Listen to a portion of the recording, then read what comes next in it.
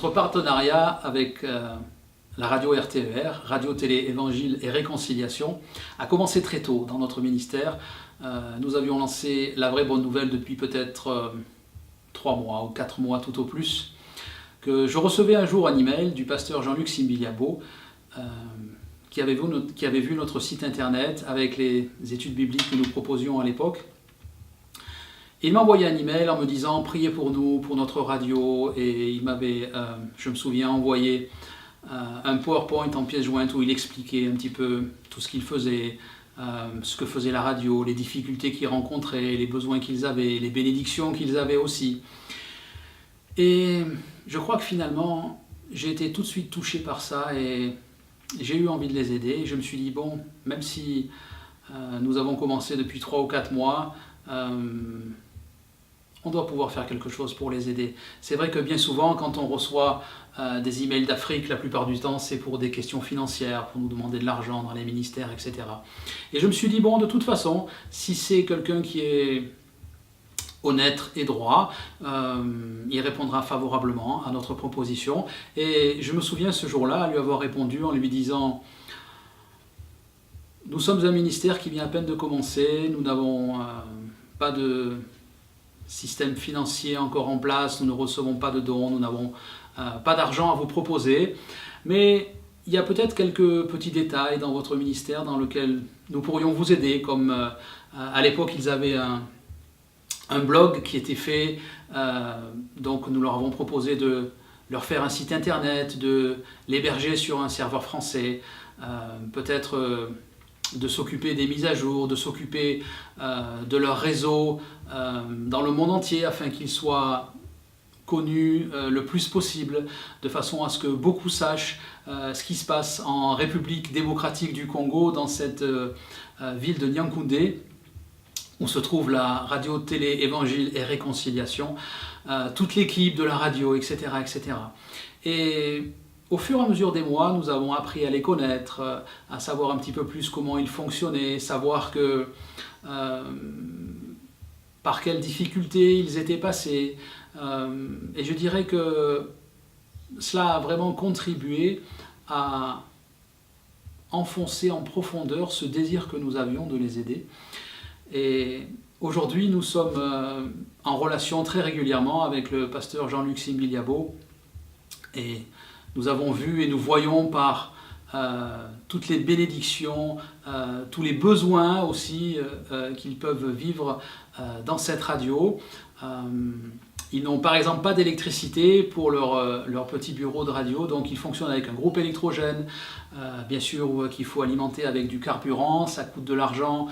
ils n'ont pas vraiment de système de dons qui sont mis en place, tout fonctionne avec les dons que les chrétiens des alentours peuvent faire à la radio. Et je dirais qu'ils sont vraiment très très très motivés pour propager l'évangile dans cette région de la République démocratique du Congo, où vraiment, officiellement, certes, peut-être la guerre est terminée, mais officieusement, elle n'est pas terminée. Il y a toujours des massacres, il y a toujours de la rancœur, il y a toujours de la haine. Et c'est pour ça que Jean-Luc me disait que sa radio s'appelle Radio, Télé, Évangile et Réconciliation, justement pour réconcilier les gens dans la République démocratique du Congo avec l'Évangile. Parce qu'il a tout à fait compris que c'est le seul moyen de réconcilier les gens, de briser les haines, de briser les rancœurs qui ont pu se passer. Il y a eu des atrocités qui se sont passées et qui se passent encore justement dans ce pays. C'est pour ça que nous les chrétiens qui sommes en Occident, il ne faut pas les oublier, il ne faut pas rester dans notre petite sphère, les uns autour des autres. Bien sûr, nous aussi, nous avons nos problèmes, bien sûr, nous aussi, nous avons nos difficultés, mais je pense rien en comparaison avec ce qu'eux vivent là-bas.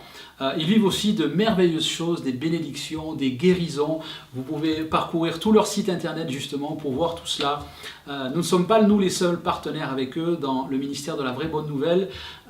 L'organisation de la MAF les aide beaucoup aussi dans les transports, etc., dans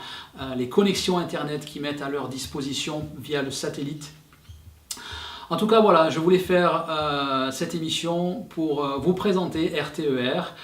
pour vous présenter le pasteur Jean-Luc Simbiliabo, qui est le fondateur de cette radio, avec toute son équipe. Vous montrer aussi et vous encourager d'aller visiter ce site internet,